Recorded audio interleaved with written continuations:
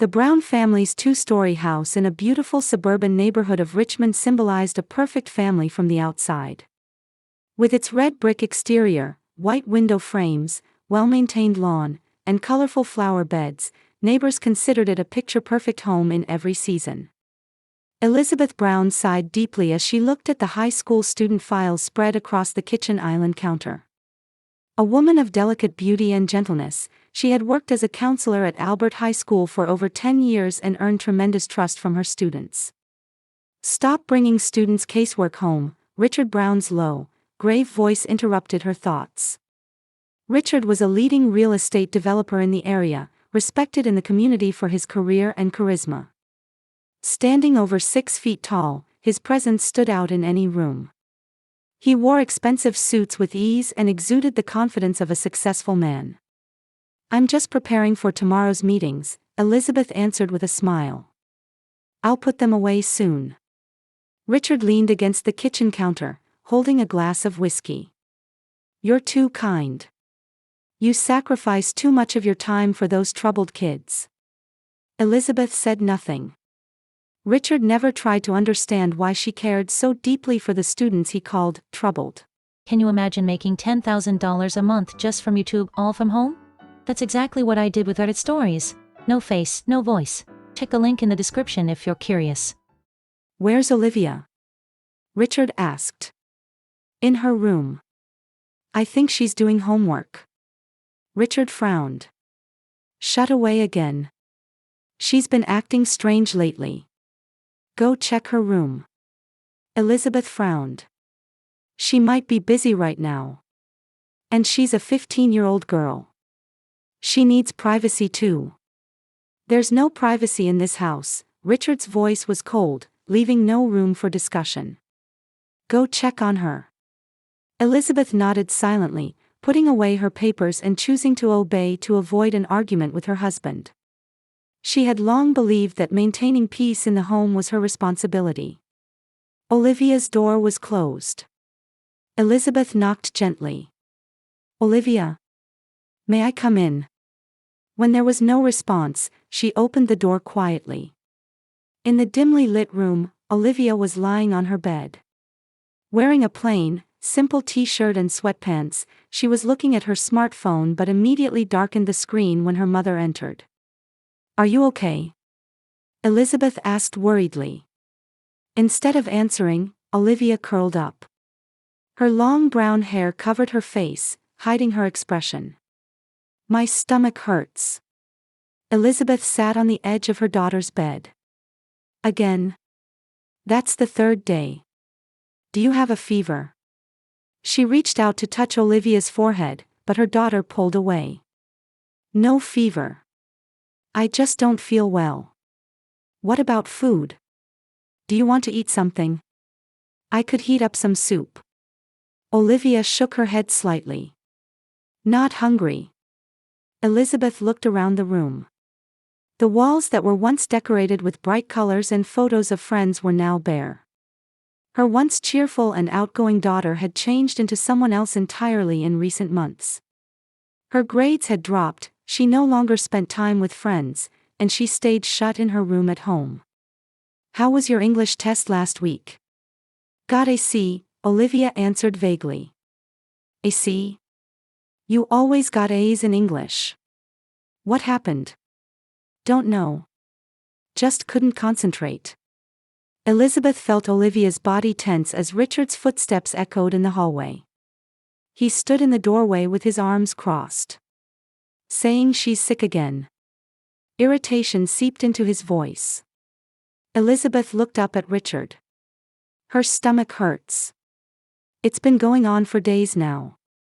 "Teenage make-believe," Richard said callously. "She just wants attention. Don't use illness as an excuse for your falling grades." "Richard, she really..." "Enough," he cut off his wife's words. "Don't coddle her. When I was her age, I didn't miss school even when I had a fever. Teach her toughness." Olivia remained silent, facing the wall. Elizabeth placed her hand on her daughter's shoulder, but Olivia didn't move. "You're going to school tomorrow." Understood? Richard commanded. Olivia just nodded slightly. After Richard left the room, Elizabeth gently stroked her daughter's hair. If you're really worried, I can take you to the doctor. Dad won't allow it, Olivia's voice trembled. Then Elizabeth searched for words. We could go secretly. Olivia finally looked at her mother. Her eyes were empty, their former sparkle gone. It's okay. It's just a stomachache. Deep down, Elizabeth felt this wasn't just a stomachache.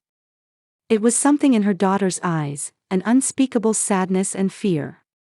But she couldn't see the cause. You can tell me anything, Elizabeth whispered. There's nothing to tell, Olivia turned away. Leave me alone. Elizabeth left the room with heavy steps. Downstairs, Richard had turned on the television and started watching the news. He had entered Olivia's life 5 years ago when she was only 10. After Elizabeth's former husband Daniel died in a car accident, Richard offered them stability and protection. 2 years later, he formally adopted Olivia, becoming her legal father.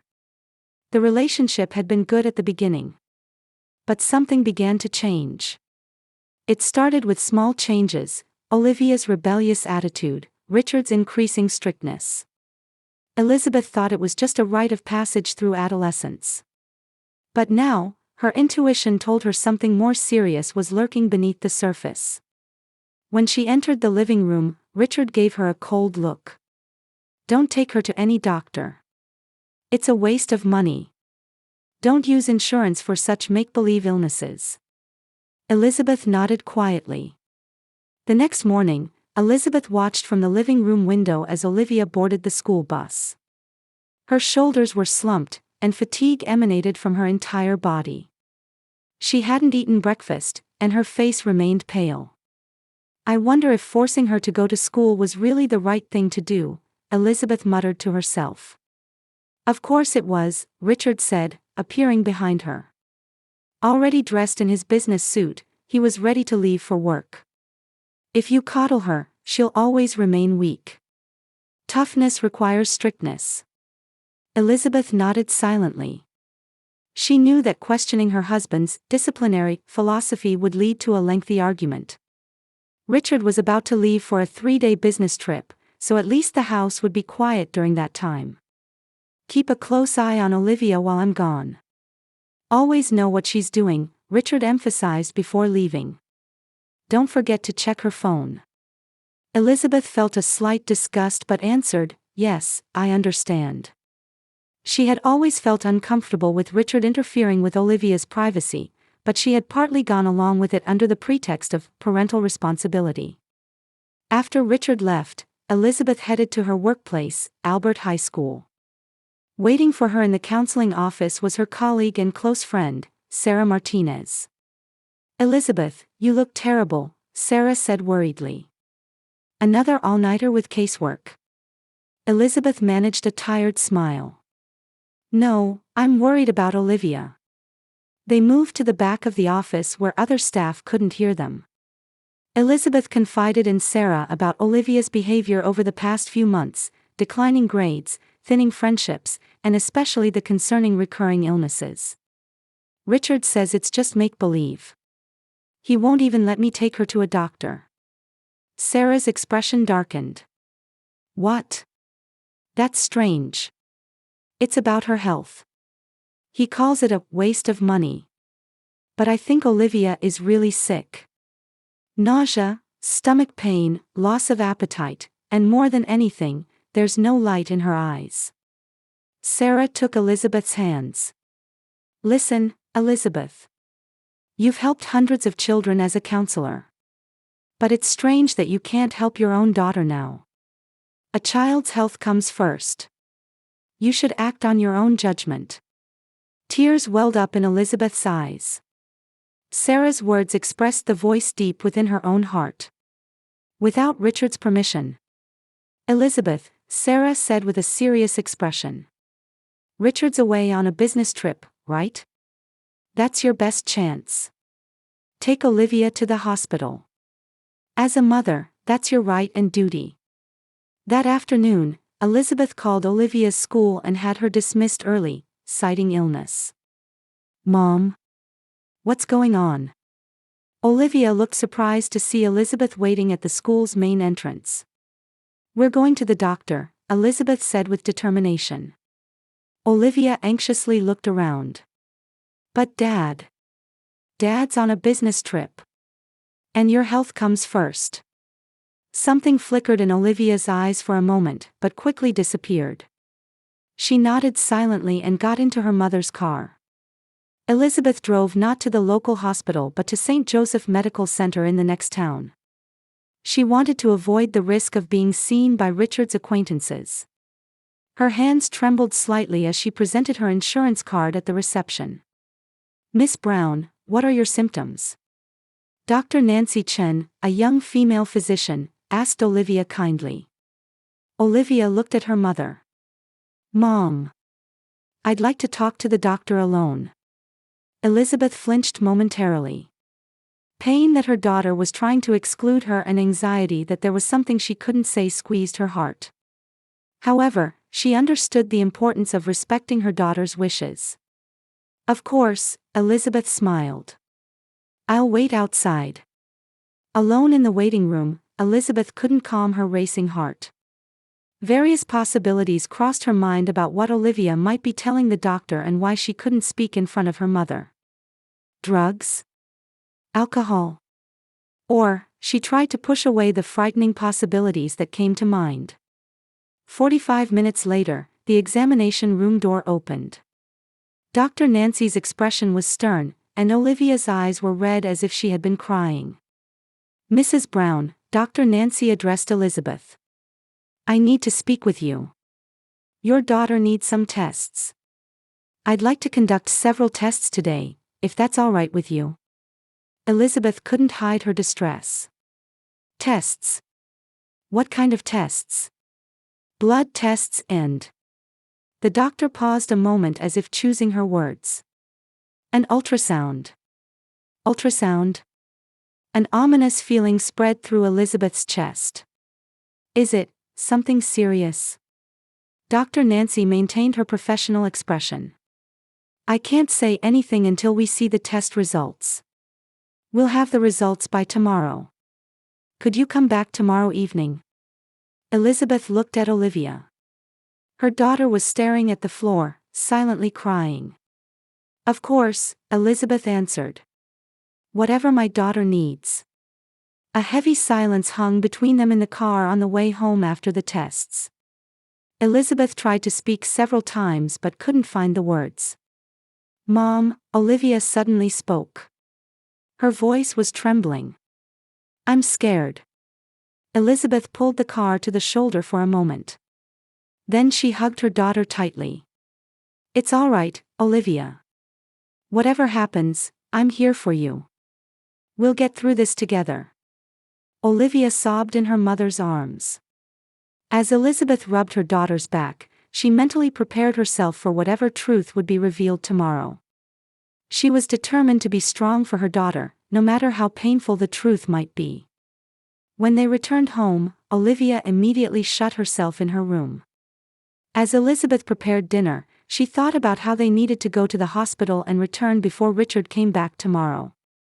The next afternoon, Elizabeth ended her last counseling session at Albert High School. The clock showed 3:45. Richard will call at 5. I need to be back from the hospital and at home with Olivia by then, she thought anxiously as she grabbed her bag. Elizabeth, Sarah stopped her. Are you okay? Elizabeth exhaled shallowly. I don't know. But we're about to find out the truth. Whatever happens, I'm here for you, Sarah embraced her shoulder. Call if you need anything. I'll come right away. Elizabeth nodded gratefully. Then she hurried to the parking lot. At the school's main entrance, she saw Olivia already waiting. She looked even paler than yesterday, her shoulders slumped. Once in the car, Olivia stared silently out the window. Elizabeth wanted to say something but couldn't find the right words. Instead, She quietly started the car. When they arrived at the St. Joseph Medical Center parking lot, Elizabeth could hear Olivia's breathing grow ragged. She parked the car and turned off the engine. But neither of them moved to get out.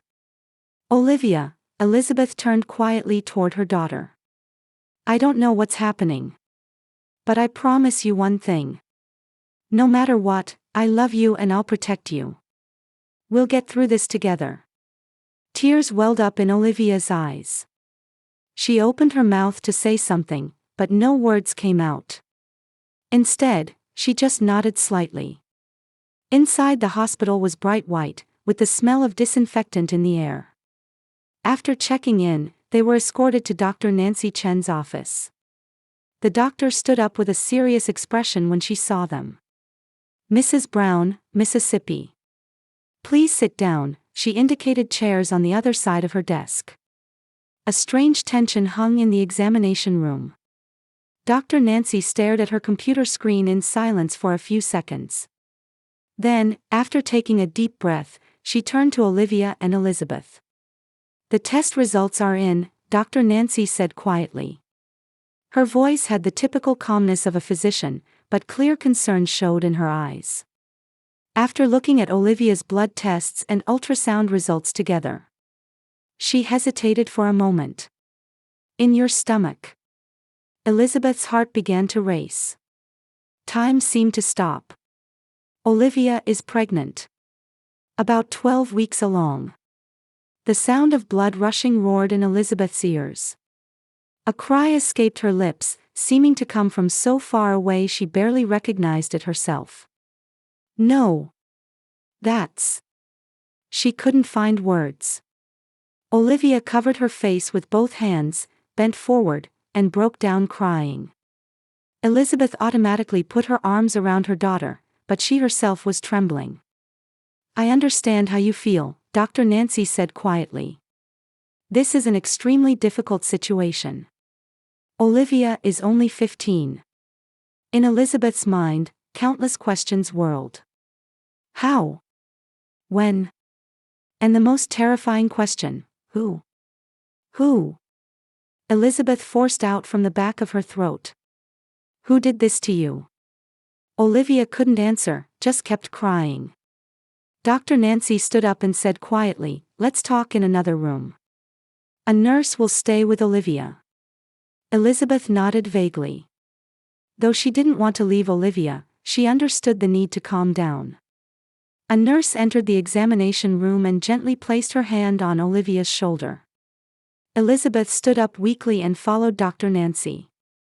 Entering a small consultation room, the doctor closed the door and faced Elizabeth. "First, take a deep breath," she said quietly. Elizabeth did as told, inhaling a shaky breath. "In situations like this, there are various options," Dr. Nancy continued. "There's still time, but whatever choice you make, Olivia's mental care takes priority." Elizabeth finally found her voice. "I don't understand. She hardly goes out. She didn't have a boyfriend. Just back and forth between school and home."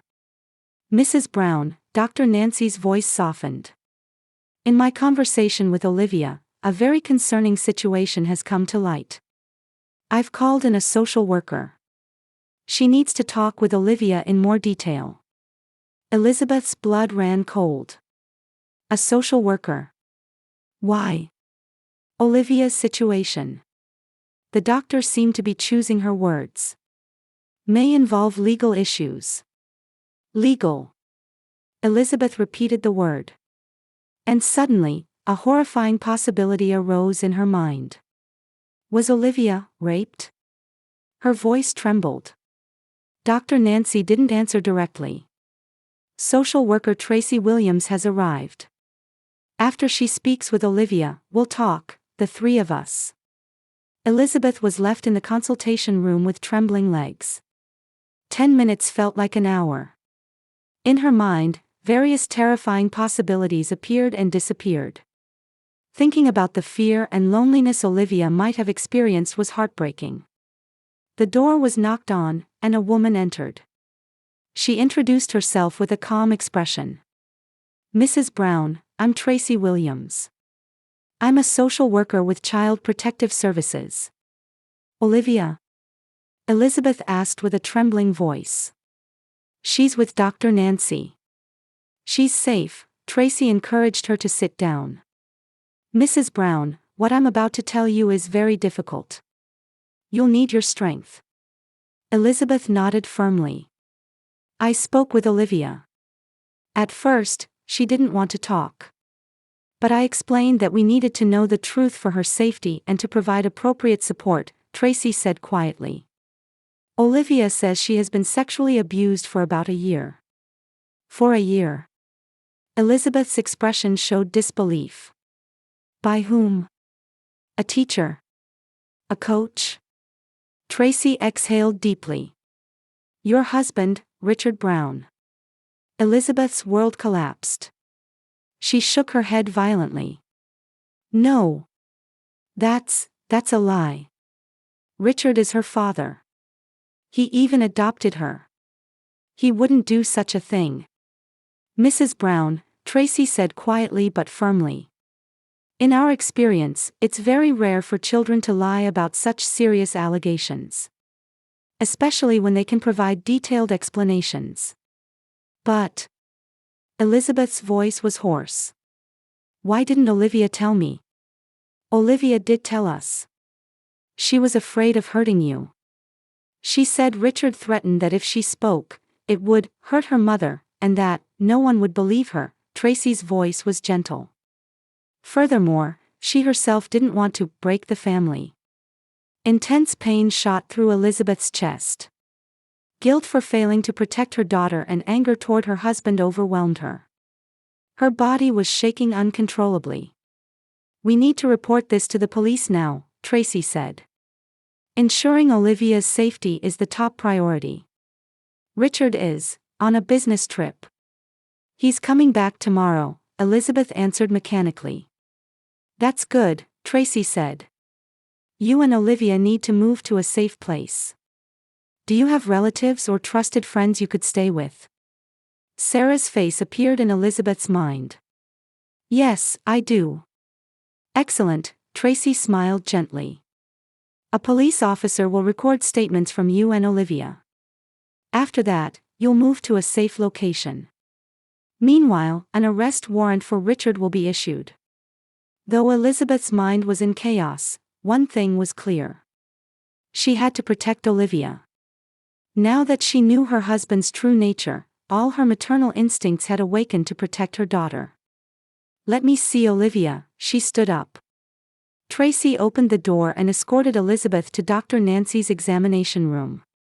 Olivia sat in a chair, her eyes red and swollen. When Elizabeth entered, Olivia shrank back fearfully. Olivia. Elizabeth said with a trembling voice. I'm sorry. Mom couldn't protect you. Tears welled up in Olivia's eyes again. I wanted to tell you, but I was scared. Elizabeth rushed over and hugged her daughter tightly. They cried in each other's arms. For a long time, no words were necessary. That embrace contained all their love, apologies, and understanding. It's going to be okay now, Elizabeth whispered as she stroked her daughter's hair. I won't let anyone hurt you anymore. Mom will definitely protect you. Elizabeth woke up in the guest room of Sarah's house. For a moment, she didn't know where she was, but seeing Olivia sleeping beside her, she remembered yesterday's events were real. She quietly got up and looked around the room where morning sunlight streamed through the window. The hours at the police station had been like a nightmare. Olivia's testimony was recorded, and Elizabeth herself kept answering questions. About the details of life with Richard, changes in Olivia's behavior, and the signs she had missed, or refused to notice. I should have seen it, Elizabeth whispered to herself. Why didn't I notice? Don't blame yourself. Turning around, she saw Sarah standing in the doorway. She approached with 2 coffee cups. Thanks for being up so early, Elizabeth said as she accepted a cup. Did you sleep? Sarah asked gently. Elizabeth shook her head. Just fragments. But Olivia seemed exhausted. She's sleeping soundly. Sarah sat on the edge of the bed. The police called. Richard was arrested in Chicago, where he was on his business trip, this morning. Elizabeth took a deep breath. I'll tell Olivia later. She still needs rest. Sarah's expression clouded. There's one more thing. When the police searched Richard's belongings, they found inappropriate photos of Olivia on his mobile phone. The blood drained from Elizabeth's face. Her hands shook, nearly dropping the coffee cup. Those photos, when were they taken? The police didn't give details, but apparently they span quite a long period, Sarah answered quietly. A long silence followed. In Elizabeth's heart, a flame of anger was growing. Her affection for Richard had transformed into guilt for not protecting her daughter and intense hatred toward him. Why didn't I notice? Elizabeth asked herself again. I'm a counselor. I deal with children's problems every day. Families of victims often don't notice until the end, Sarah answered. Especially when the perpetrator is respected and trusted. Richard was a role model in the community. No one suspected. That afternoon, Detective Carter visited Sarah's house. A middle-aged black man with a calm but firm demeanor. Mrs. Brown, he addressed Elizabeth. The interrogation of suspect Richard Brown has begun. He is currently denying all charges. Elizabeth couldn't contain her anger. Despite the evidence. Despite Olivia's testimony and the photos. This is a normal response, Detective Carter explained calmly. However, the evidence is very strong. DNA testing will also be conducted. Olivia came downstairs. She seemed tense seeing the detective but sat next to Elizabeth. Dad. Richard? Olivia asked in a small voice. He's been arrested, Elizabeth took her daughter's hand. He can't hurt you anymore. Detective Carter smiled kindly at Olivia. Miss Olivia, you are very brave. It took great courage to tell the truth. Thanks to you, justice will prevail. Olivia raised her face slightly.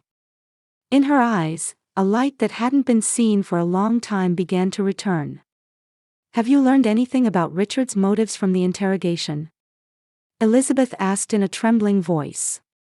Detective Carter took a deep breath.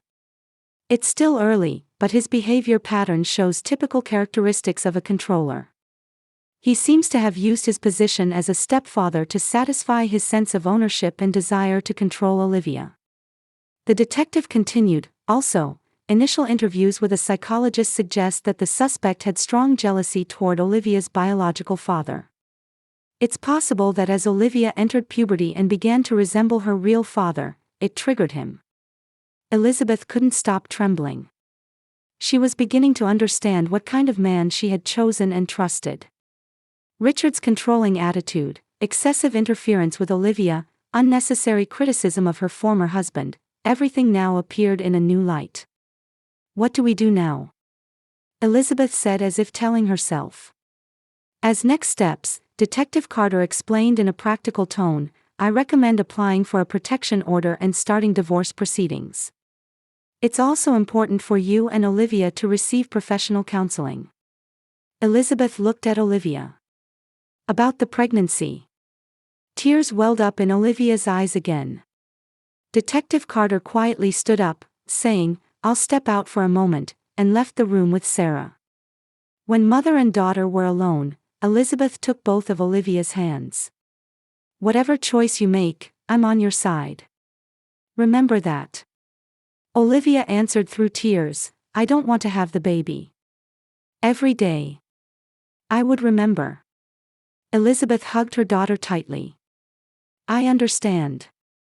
I respect your choice.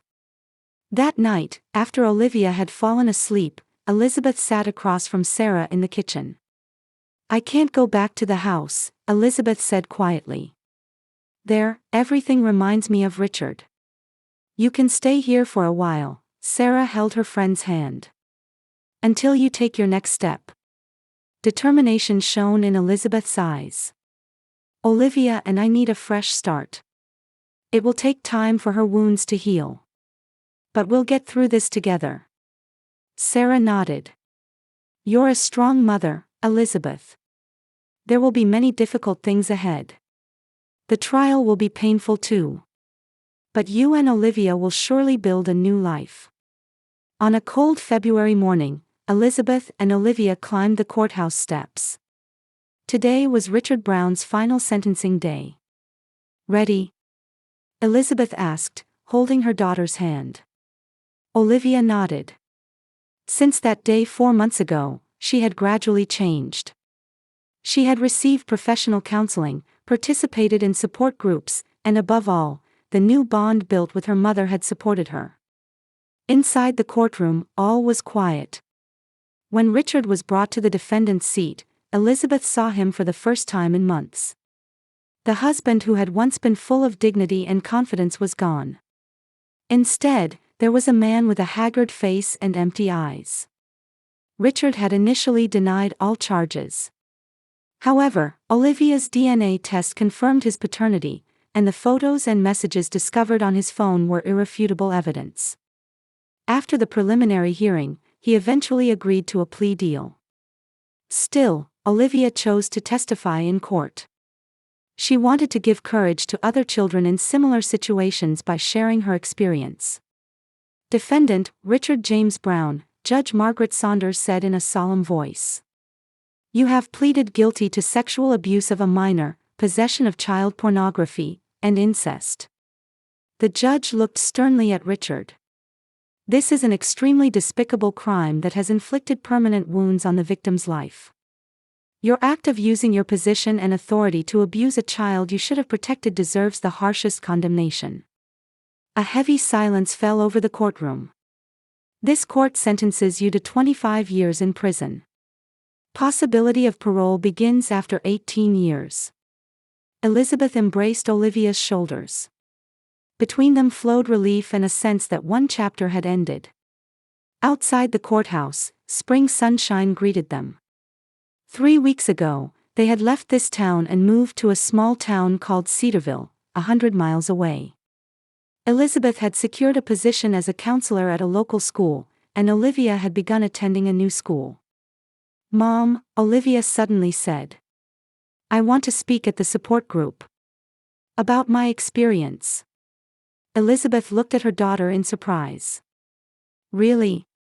That's a very brave decision. Olivia smiled slightly. It might help someone. The counselor said silence only protects the perpetrator. Elizabeth hugged her daughter. Her heart was filled with pride and love. This past year had been hellish for them, but through that suffering, their bond had grown stronger than ever. As they got into the car, Elizabeth thought, a true family isn't about blood relations, but about relationships where people protect and respect each other. The road ahead would certainly not be smooth. But they would move forward together, one step at a time. Toward a new life.